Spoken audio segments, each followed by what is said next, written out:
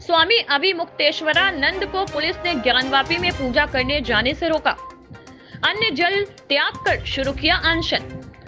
तैनात है कई थानों की फोर्स। ज्ञानवापी मस्जिद श्रृंगार गौरी। कोर्ट कमीशन सर्वे के बाद हिंदू पक्ष के परिसर में शिवलिंग मिलने के दावे के बीच कोर्ट ने उस स्थान को सील कर रखा है। इस स्थान पर आदि विश्वेश्वर विराजमान की पूजा का शंकराचार्य स्वरूपानंद सरस्वती के आदेश पर श्री विद्या मठ के पीठाधीश्वर स्वामी अभिमुक्तेश्वरानंद ने गुरुवार को ऐलान किया था। शनिवार को सुबह 9 बजे नियत किए गए समय के लिए पुलिस ने मांगी गई अनुमति शुक्रवार को निरस्त होने के बाद शनिवार की सुबह विद्या मठ पर भारी पुलिस फोर्स तैनात है। इसके बीच अकेले ही पूजा करने के लिए जाने के लिए अड़े स्वामी अभिमुक्तेश्वरानंद को पुलिस ने मठ से बाहर निकलने की ही अनुमति नहीं दी, जिसके बाद इस समय मठ के द्वार पर अन्य जल त्याग कर अनशन पर बैठ गए हैं। 3 एसपी मौके पर हैं मौजूद। स्वामी अभिमुक्तेश्वरानंद ने ऐलान किया है कि जब तक ज्ञानवापी में प्रकट हुए आदि विश्वेश्वर के शिवलिंग की पूजा नहीं करेंगे तब तक अन्न जल भी नहीं लेंगे। उधर श्री विद्या मठ के सामने 10 थाने की फोर्स, 3 एसपी और पीएससी के जवानों के साथ DCP Kashi zone RS Gautam ने घेराबंदी कर रखी है। एक तरह से स्वामी अभिमुक्तेश्वरानंद सरस्वती की हाउस अरेस्ट जैसी स्थिति है। भगवान को नहीं रखा जा सकता भूखा प्यासा। इस संबंध में बात करते हुए स्वामी अभिमुक्तेश्वरानंद ने बताया कि हमने शंकराचार्य के आदेश पर ज्ञानवापी में मिले आदि विश्वेश्वर की पूजा की अनुमति पुलिस प्रशासन से मांगी थी, लेकिन गई, जिस पर हमने पुनः एक एप्लीकेशन दिया है और एक व्यक्ति से पूजा की अनुमति मांगी है और सील क्षेत्र के बाहर ही पूजा करने की अनुमति मांग है। उन्होंने कहा कि देवता की पूजा इसलिए की जाती है क्योंकि उसमें प्राण होते हैं। भगवान को भूखा प्यासा नहीं रखा जा सकता। उनका स्नान, श्रृंगार, पूजा, भोग, राग नियमित होना चाहिए। कि हमें कोई राजनीति से लेना देना नहीं है। हाँ, ये है कि भगवान मिले, भगवान का पूजा करना चाहिए। देखिए, प्रशासन ने आकर के हमको रोक दिया कि आप पूजा के लिए नहीं जा सकते हैं। दीवार बन करके हमारे सामने खड़े हो गए, बलपूर्वक एक तरह से हमको रोका कि आप इससे आगे नहीं बढ़ सकते हैं। हमने पूछा क्यों नहीं बढ़ सकते हैं, क्या न्यायालय का कोई आदेश है? तो उन्होंने कहा न्यायालय में चूँकि ये प्रकरण लंबित है, तो न्यायालय में प्रकरण लंबित रहेगा अगर किसी का, तो क्या उसका भोजन पानी बंद हो जाएगा? उसी तरह से अगर वो शिवलिंग है तो उसको भोग और अभिषेक पाने का अधिकार है, स्नान करने का और भोजन पाने का अधिकार है। अब उस अधिकार को किस कारण से आपने रोक रखा है?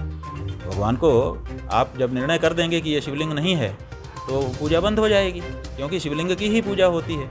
तो जब अभी वो शिवलिंग दिखाई दे रहा है और लोगों को, बहुत सारे लोगों को, करोड़ों लोगों को ये विश्वास है कि वो शिवलिंग है, स्वयं कमिश्नर ने लिखा है कि ये शिवलिंग है, न्यायालय के आदेश में ये बात आई है कि वहाँ शिवलिंग मिला है, तो ऐसी स्थिति में जब शिवलिंग है तो उसकी पूजा हो।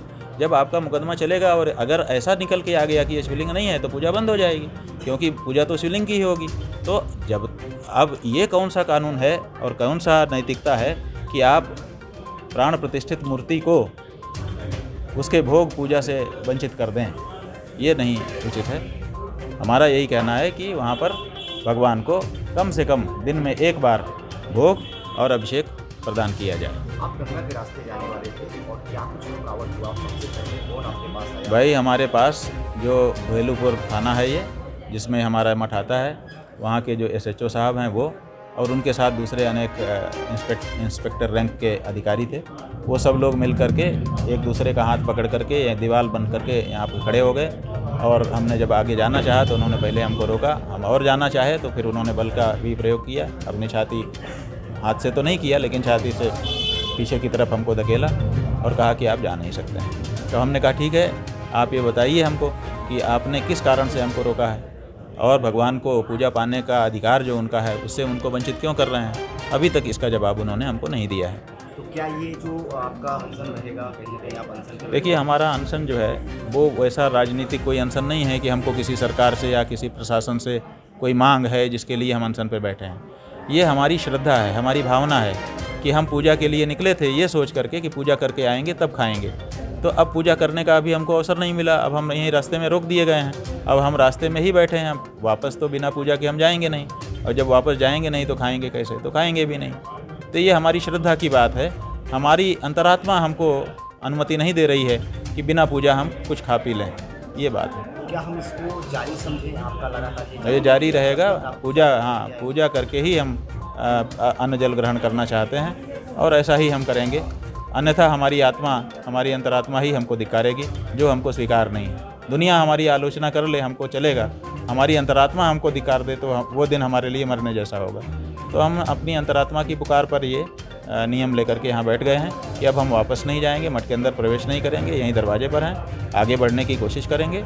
और दूसरे, जब पूजा हो जाएगी या तो हम करें या तो उचित संस्थाओं के द्वारा ये हमको सूचना दे दी जाए कि नहीं, नियमित पूजा शुरू हो गई, तो ही तभी हम अन्न जल ग्रहण करेंगे। अच्छा, आपने जब सूचना दिया था पूजा करने को कि आप जाएंगे वहाँ पे पूजा करने, उसके दूसरे दिन ये जो डीसीपी हैं गौतम जी, उन्होंने साफ तौर पे कह दिया कि किसी भी हालात में उनको जाने नहीं है। ठीक है, उसके उन्होंने हमको एक चिट्ठी लिख करके भेजी थी कि आपको अनुमति नहीं दी जा रही है। तो फिर हमने उस चिट्ठी के जवाब में एक पुनः अनुरोध पत्र भेजा था, जिसमें हमने कुछ बिंदु उठाए थे। वही बिंदु हैं कि एक मूर्ति को उसके मूल अधिकार कि वो पूजा प्राप्त करे अपने डेवोटीज से, उससे आप कैसे उसको वंचित कर रहे हैं?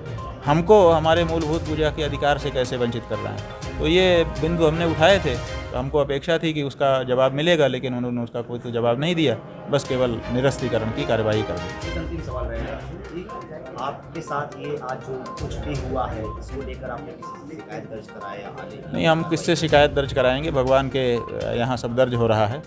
और ये देश जो है, इस देश के हिंदुओं को यही बड़ी तकलीफ़ है लंबे समय से। पहले लोग समझते थे कि ये अमुक पार्टी के शासन के कारण है, इसलिए हिंदुओं की यहाँ सुनवाई नहीं होती है। आप देखिए ना, यही प्रकरण देखिए कि सुप्रीम कोर्ट कहता है, जब कहा जाता है कि वहाँ शिवलिंग मिला है, वहाँ पर नमाज बंद कर दी जाए कुछ दिन के लिए, तो सुप्रीम कोर्ट कहता है कि ठीक है, वो जगह सील कर दो, लेकिन नमाज धार्मिक अधिकार है मुसलमानों का, उसमें हम हस्तक्षेप नहीं करना चाहते। कितनी उदारता है सुप्रीम कोर्ट में दिखाई देती है। लेकिन ये कह रहा है कि वहाँ शिवलिंग मिला है, उसको सील कर दो जगह को, लेकिन ये नहीं कह रहे हैं कि हिंदुओं को भी शिवलिंग मिला है तो पूजा का अधिकार दे दिया जाए, या कम से कम एक व्यक्ति न्यायालय की ओर से ही नियुक्त होकर के रोज़ की पूजा तो कर दे, रोज़ उनको एक लोटा पानी तो चढ़ा दे, रोज़ उनको एक थाली का भोजन तो 2 रोटी का लगा दे। ये व्यवस्था सुप्रीम कोर्ट नहीं कर रहा। इसका मतलब है कि हिंदुओं की सुनवाई नहीं है, मुसलमानों की इस देश में सुनवाई है। और पार्टी बदल देने के बाद भी आज भी वही हालत है, आज भी देश में वही स्थिति बनी हुई है कि हिंदुओं की भावना को नहीं समझा सुना जाएगा, मुसलमान की भावना को जरूर सुना समझा जाएगा। तो यही दुख सदा से हमारे हृदय में रहा है, आज भी वही हम भोग रहे हैं। क्या करेंगे, भोगेंगे।